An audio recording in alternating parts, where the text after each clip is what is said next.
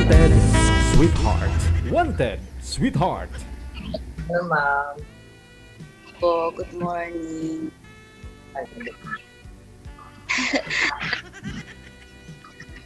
Yan na dito, ma'am. Saan? Tanghalian po dito sa Pilipinas. Dito morning pa lang, 9 o'clock. Gusto ko ang trabaho niya. Ako Okay pala, yun. ako pala si Po? Adrian. Ako pala si Adrian. Ako, Yan, ilang pintuan.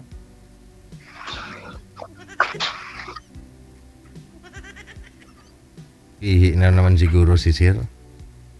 Minus 20. Ayan, bumalik na.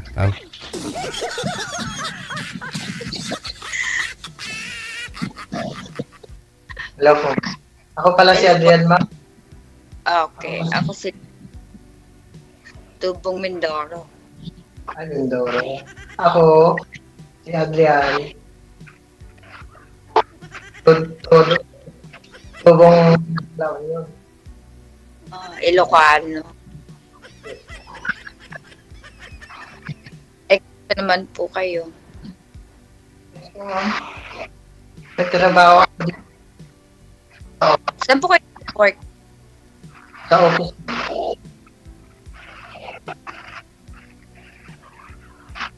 Na pag ako dito, messenger ako ng boss ko. Oh. Sa Baguio yan. Kayo po, ilang taon na po kayo? Ako 40. Okay. 43. Okay. Ako po, May anak akong isa po 24 years old. ako rin, meron po. Pero, yung pa lang siya, babae. Saglit. Excuse me lang po ha. Ma'am, pakiangat nga po ng cellphone ninyo kasi bumabalik po yung busis ni Sir. Hindi namin maintindihan masyado. Iangat po ninyo yung cellphone. Sige. Yan. Hello po. Okay na? Go ahead. Okay. Nasaan ang dati mong asawa at mga anak? Okay, ma'am. Yung asawa ko po, ma'am, naghanap na siya ng iba. Nakakuan. Pero ang mga anak mo nasa kanya. Ano po yan? Ang mga anak mo nasa kanya. Sa kanya po. Pero may anak na silang iba dun sa pinakasama niya, kaya ayaw ko na siya.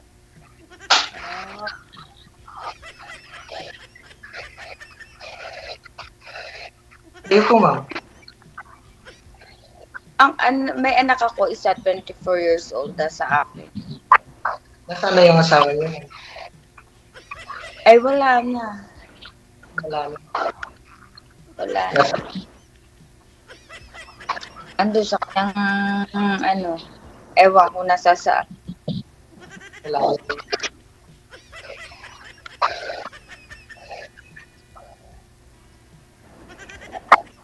Thank you, ma'am. Ako rin Ha? Kumusta na ako? Ako rin nag-ibig ako. Ano? Excuse lang ha. Ayusin po muna natin ulit. Sir, bawasan po volume ng cellphone, sir. Bawasan po yung volume ng cellphone. Yung kaya nyo lang po marinig. Ma'am, ganon din po sa inyo, ma'am. Pakibawas po ng volume. Kasi nagtutok-back po. Nagtutok-back. Tapos, iangat nyo po ang puwet para makapasok. Iangat ang puwet. Huwag pong ipatong sa lamesa na matigas. Kasi pag nakapatong sa matigas, masakit po sa tainga naming mga viewers. Okay. Okay. Mga listeners din, no? Ayun po. Diyan Sa din Dubai ako. po ako. Oo. Kahit ako, nag-Dubai din ako, ma'am. Kaya OFW rin ako. Oo. Kaya alam ko yung pakiramdam ng OFW. Yung nagtatrabaho. Oo. Ako 2005 nag-start maging OFW. Okay, so yung mga anak niyo po ngayon, sir, doon po yung mga anak mo sa nanay nila. Kasama po yung stepfather nila. Stepmother nila, ay yung asawa ko, Oh. nasa asawa niyang iba, kasama niya yung anak ko. Okay. So, hindi mo kinuha anak mo doon sa kanya kasi may bago na siya. Oo.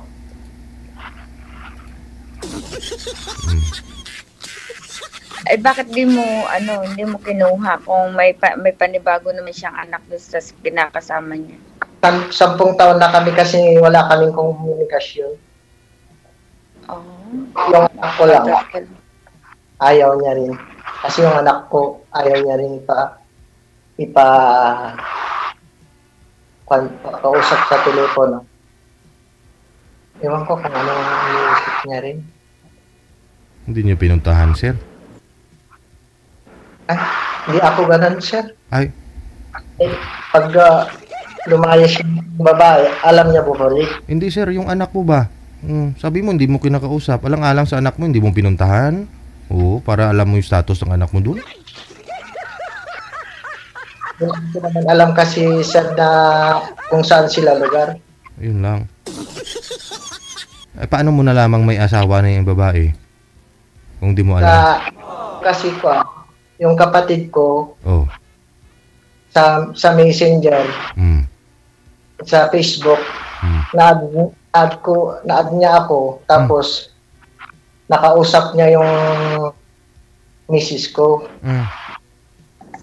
sa Facebook kasi pag friends ko ng Facebook yung kapatid ko. So ibig sabihin, may ano po kayo doon, no? Kung gustuhin mo, pwede mo malaman kung saan sila ngayon. Kasi may contact si yung kapatid mo eh. Doon, di ba? Oo. Ewan ko, ambot sa langaw.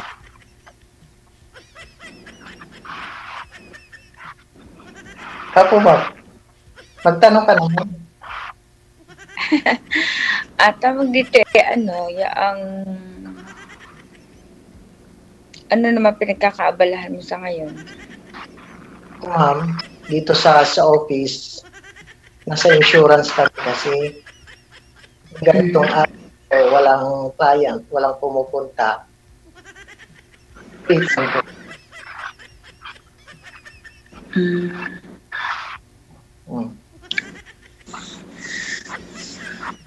Kaya free time ko na maki-chat sa'yo.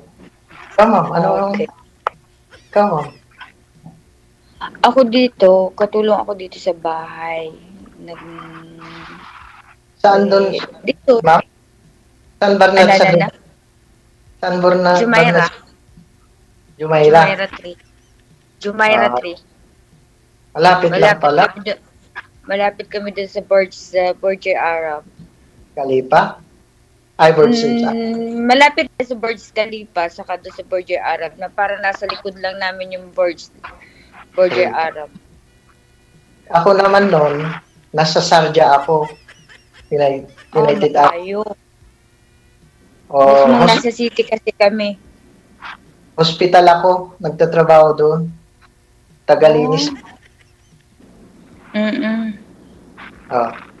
Tapos, nag-4 na taon ako doon. Ay, 2 taon. Gusto ko nang uuwi pero walang ipon. Pero nag-extend ako ng 2 taon. Nakapag-ipon ako. Kunti lang naman, pero kulang pa rin. Yung anak niyo po, ma'am, saan po yung mga anak mo ngayon, ma'am? Po? Yung mga anak mo saan na? Ang anak ko nasa akin. Diyan sa Dubai, dala mo?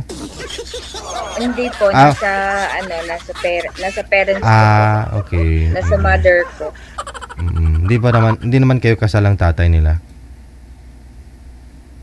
Kasal po ako sa tatay niya. Okay, sige. Proceed.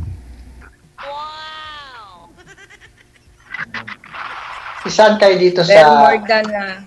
more than 15 years na kami walang communication. 10 years? 15 years. Oh, 15 years. Kahit din ako nun. 10 years kaming, bali, 10 years na di kami na nag-uusap. Pero 1 year, pag siya sa akin, after 9 years, kumuha siya ng, ano yun, yung parang magkabalikan kami, pero ayaw ko na. Kasi, may anak na sila eh. Oo. Mahirap kasi yung ganun. Kaya ako ngayon, nag-iisa na naman dito. Walang mama. Ayun. Kasi, hirap na sugatan ang puso ngayon. Hirap pag Oo. Kasi ngayon, ang kaunting sigalot kasi sa nakakatong kasi lagi sa hiwalayan. Ano pa pangalan mo? Nakalimutan ko na tuloy. Lily. Lily. Apelido? Water. Ba daw yata ditong banggitin na payet ang buong details. Salamat. Oh, Water apelido niya. Lily yung pangalan. Water Lily. Hi, DJ. Di 45 ka na ngayon, ma'am? O 43, turning 44 this end of the month. Mas matanda pala ako sa iyo. Ilan taon ka na? 48 na ako, ma'am. Oh. Kasi 44, magpo-44 ako ngayong katapusan. Yung putot ko kasi, ma'am, 10 years old pa lang kasi 2008 siya pinanganak eh. Oh. Oo.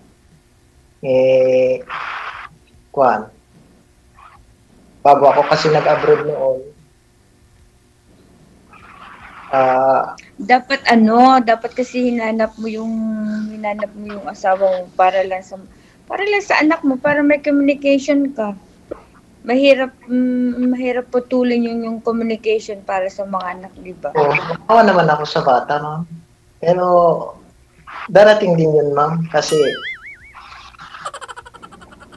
yung asawa ko naman, sabi naman na yung text niya ate na nag-text sa akin na ano yun, ayaw niya daw makipagkita sa akin. Pero yung gusto ko lang yung anak ko ang kausap ko. So, ayaw niyang payagan kasi bata pa, baka mawala dito sa Baguio. Hindi naman sa pwede mo namang i-mix ka kung ayaw niya na maano yung Siyempre, samahan niya, at least nakita mo yung anak mo, alam mo kung nasan yung anak mo. Ayaw niya. Sabi niya, kapatid ko, ayaw niya. Binigyan pa ng pera ng kapatid ko. Pamasahin niya, ayaw niyang punta dito sa Baguio. Ikaw pumunta dun sa anak mo, sir eh. Pwede mong... para sa hindi anak mo. Hindi, anak mo yun eh. Hindi ka kulangan para sa iyo. Yung makita mo uli yung anak mo. Sa anak hindi lang. Pwede mo ikonsabo dun sa kapatid mo. Kunyari kapatid mo, kunin niya yung pamangkin niya, yung anak mo dun, pakita niya sa'yo. Yun lang. Oo, tama yun. Oo. Darating din yun, ma'am. Pero nagsusupport kayo dun, sir? Inihingi niya yung suportan niya sa akin. Wala namang problema sa akin. May suporta basta huwag siya na lang magpakita sa akin. Ganun. Yung nanay, yung anak, okay lang.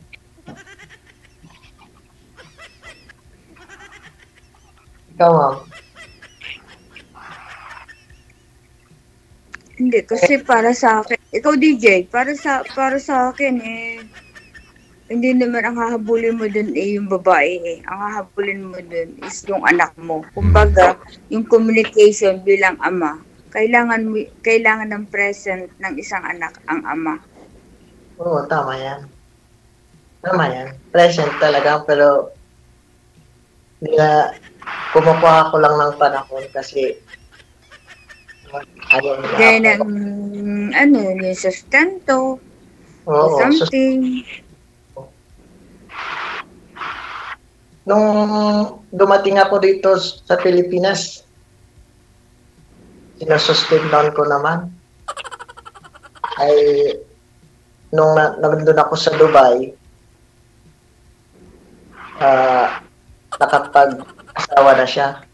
Bago ako, nandito pa ako sa Pinas, nag-asawa na siya. Sige, sabi ko.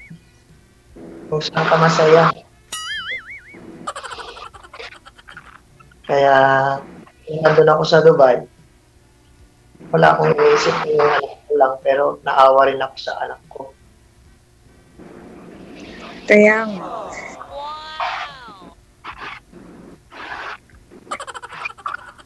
Kayo, ma'am, Kasi mahirap. yung anak niyo, ma'am, Ay, nasa akin yun sa pool. nag-aaral din, ma'am. Hindi. Tapos na. Hindi na. May maliit na siyang pinagkakabalahang. Matagal na kayo sa Dubai, ma'am. Matagal na. Hmm. Since 2005. Tapos bumalik ako ng 2013. Tumigil ako ng buong 2014 sa Pilipinas. 2015 ulit bumalik ako. Till now.